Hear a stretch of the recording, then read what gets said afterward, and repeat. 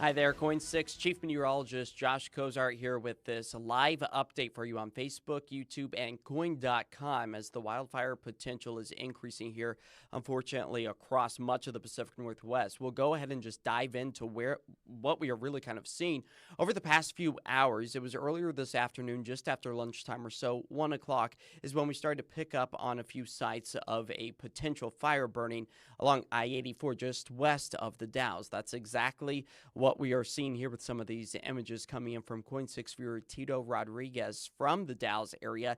The smoke plumes billowing up from earlier this afternoon and continuing this evening, unfortunately, prompting highway closures along I-84 as that fire continues to burn. The reason for the highway closures is because of all of that wildfire smoke that is currently burning and pushing itself horizontally because of all of the gusty winds that we are currently seeing across much of the area this evening, and that's going to unfortunately be the case through the rest of the night unless fire crews get the upper hand on it, which we are keeping our fingers crossed that actually becomes a reality for us, just because we are concerned that this could rapidly grow in size and intensity just because of how hot, how dry, and now how windy we are just east of the Columbia River Gorge. I want to give you another image view, just incredible shots coming in from all of our viewers here across the area, especially out towards the Dalles. The Rowena fire, again, courtesy Randall Myers for sending in this incredible shot. You can almost see some of the red, what appears to be retardant to potentially slow and stop the fire from burning. You can see it just ever so slightly on the hillside there, maybe potentially trying to stop those flames from coming over, because indicated by this image, you can see where the winds are carrying all of that wildfire smoke. Again, just another incredible image coming in here. This one from Sarah James. Again, the Dalles kind of the front stage of all of this activity that we are seeing here across the Columbia River Gorge. Again, those winds, they're just screaming and howling out of the gorge and pushing their way from west to east. Those are also known as the downsloping winds. And just to give you a little bit of perspective of exactly where these fires are currently burning, there are two of them, although a lot of those images that we were just showing you from the Rowena fire. So that's going to be the one out towards Wasco County. That's in Oregon, if you're unfamiliar with this territory, just to the north and east of the Mount Hood area.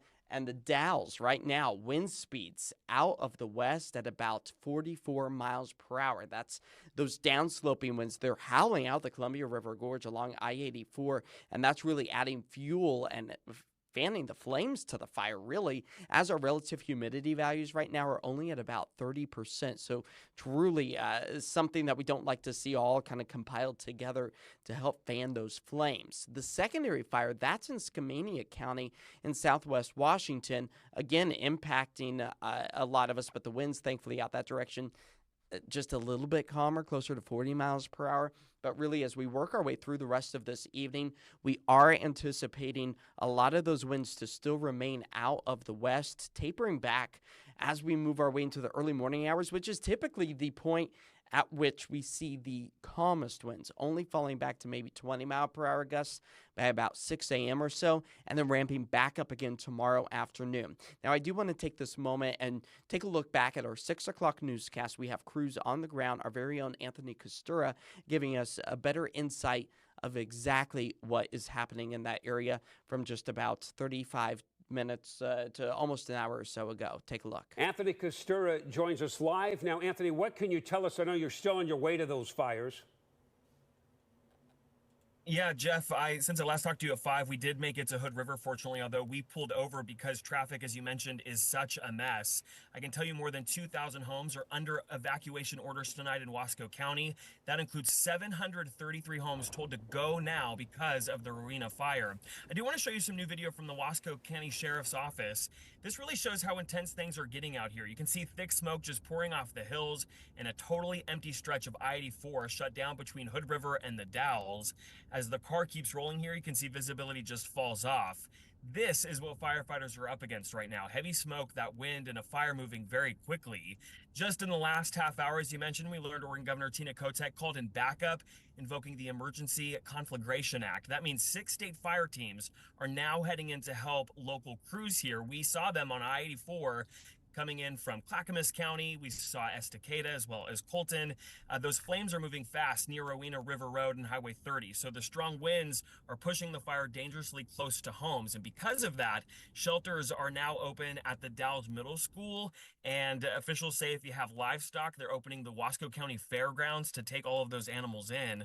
Across the river in Washington, that second fire shut down a stretch of State Route 14, that's in Skamania County. So far, no injuries have been reported in either of these fires, but officials are warning folks those conditions can change very quickly, so they're urging folks to stay out of the area. That's why 84 is shut down right now. We're going to keep very close tabs on this throughout the evening. We'll have updates for you on KOIN.com, and then tonight at 11 on KOIN 6 News at 11. Of course, that latest information coming in about an hour or so ago from our very own Anthony Costura. We do have live updates on KOIN.com where you can get the latest information there as well if we don't discuss it here on this Facebook, KOIN.com live, and YouTube live as well. You can also get the latest newscasts replayed for you with our brand new streaming app, KOIN Plus. It's downloadable on Roku, Amazon TV, and also Apple TV. So we hope that you watch over there to get this life-saving, critical information for you right here. So really just kind of expecting those winds to stay relatively increased over the next several hours and really through the next 24 hours or so.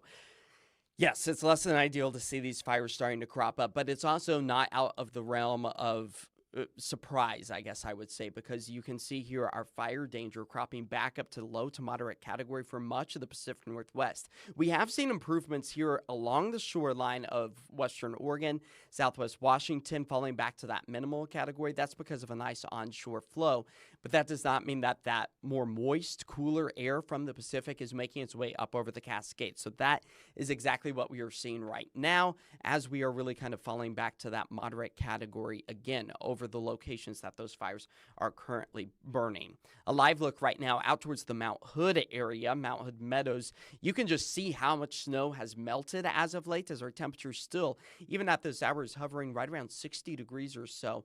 We would definitely like to see those temperatures cooler to keep all of that snow locked in place, because once we lose the snowpack, then that means our fire potential starts to increase rapidly. Now, it comes as no surprise that the month of May, June, July, we see rapid melting. But over the last measurements measured back in the middle of May, Mount Hood and the Timberline Lodge area was sitting with a snow deficit of about 30 inches, comparatively speaking. That's because of the slowdown in the snow accumulation that we saw.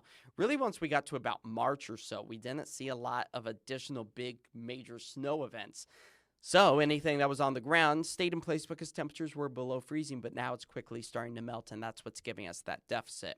On top of that, we have been rain-free here in the Rose City now for 7 days. We desperately need to see the return of that moisture, really, as we are picking up on a lot of that over the next little while.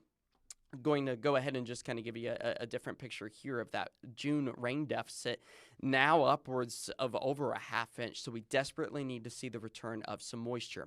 Something else to really kind of point out here is the thunderstorm threat that we are currently watching. That is out towards I-84, so east of the Cascades. You'll notice a lot of that lightning activity still firing up out towards the Baker City location, Mount Vernon as well, just to the north and west of Burns. It's that lightning that poses a threat of potentially starting and spreading brand new wildfires, a sight we don't necessarily want to see, but that's the actuality of what we are moving into with a few of those isolated thunderstorms. Again, nothing is expected to become severe like what we saw about this time yesterday. The I-5 corridor, that is just being picked up on as far as just those high, thin cirrus clouds, making for mostly cloudy conditions right now, but still a little bit of that sunlight is able to kind of punch its way through some of those high clouds.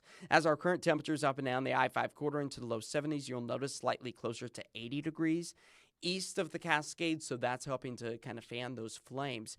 Thankfully, though, all of our temperatures here across the Pacific Northwest down, comparatively speaking, to where we were just 24 hours prior, down by about 10, 15 degrees. Earlier this afternoon, LeGrand was down almost 20 degrees or so after our daytime highs, again, east of the Cascades, where those fires are burning close to the low to mid-90s, still well above the average. Thankfully, that onshore flow dropping the valley temperatures, coastal spots back down to relatively average conditions, as Portland should typically be seeing those highs right around 73 degrees or so. A live look out towards the Mount Hood area. This is from our very brand new Fairfield by Marriott Portland Airport camera, showing just that light breeze, the onshore flow, which is really kind of funneling its way into the Columbia River Gorge and causing those gusty winds as well, as we anticipate to kind of play around with that cloud coverage for the rest of the night tonight. Good news is, as a trough of cooler air, it's going to start to work its way back into western Oregon and southwest Washington, dropping those temperatures as we move our way towards Friday. That's where Portland's temperature could bottom out right around 71 degrees. That will also help to drop temperatures east of the Cascades and hopefully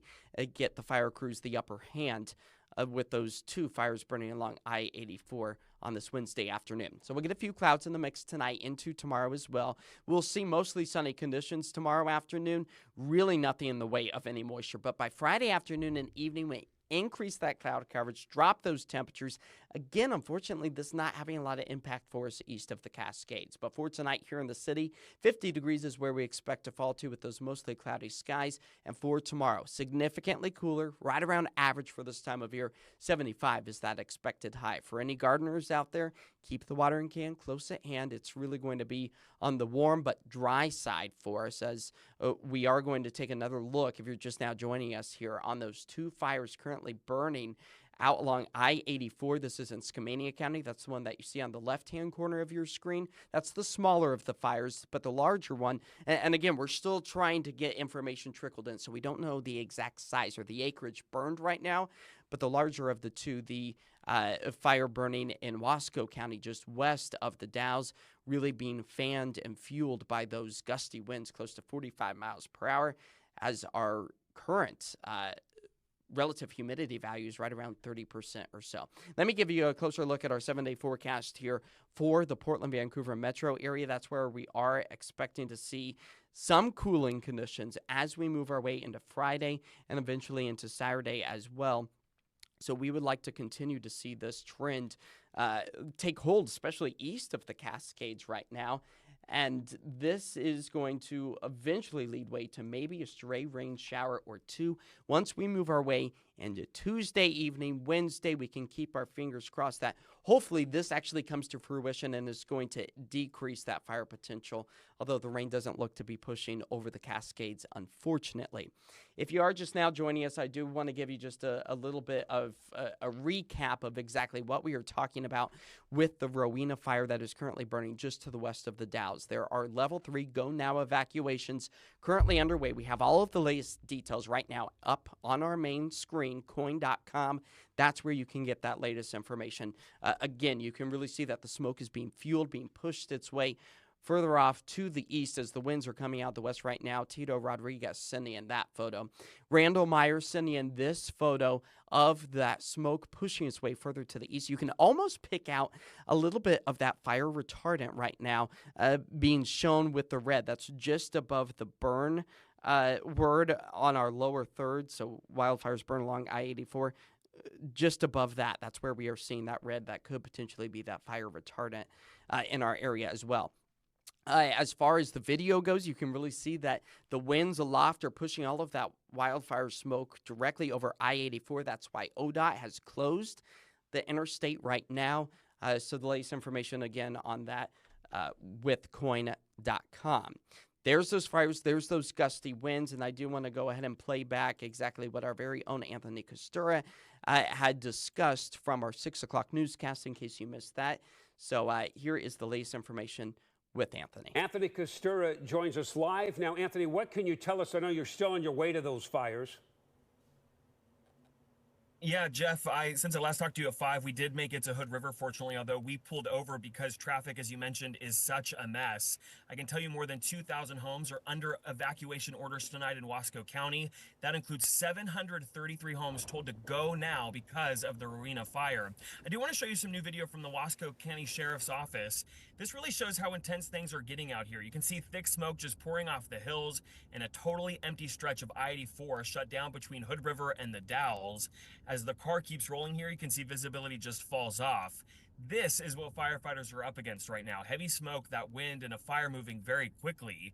Just in the last half hour, as you mentioned, we learned Oregon Governor Tina Kotek called in backup, invoking the Emergency Conflagration Act. That means 6 state fire teams are now heading in to help local crews here. We saw them on I-84 coming in from Clackamas County. We saw Estacada as well as Colton.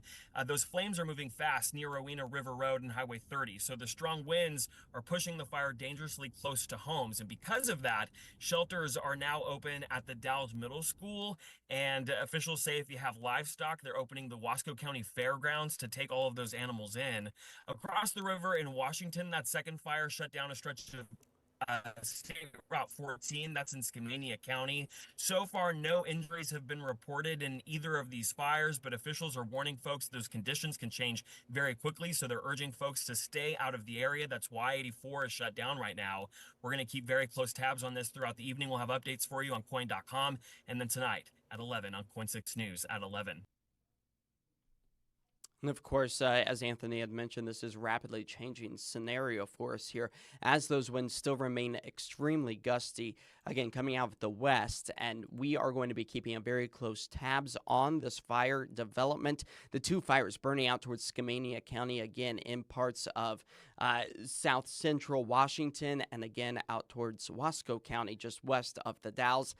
These 2 fires impacting I-84 as the hot, dry, and windy conditions still remain for us here across the Pacific Northwest. Expecting to see those winds still remain relatively high through the rest of the night tonight, only falling back to 15 to 20 miles per hour by about sunrise. Unfortunately, ramping their way back up yet again as we work our way into tomorrow. So just devastating sights, unfortunately, coming out of the Dalles for this evening, and that is where we are going to continue to keep you up to date with all of the latest information on KOIN.com. Also, you can find the latest information at KOIN Plus, our brand new streaming app. You can download it on Roku, on Amazon Fire TV, and Apple TV as well. But of course, we'll have the latest information on the 10 tonight on Portland CW, and also on KOIN 6 News at 11 o'clock on CBS. We'll see you then.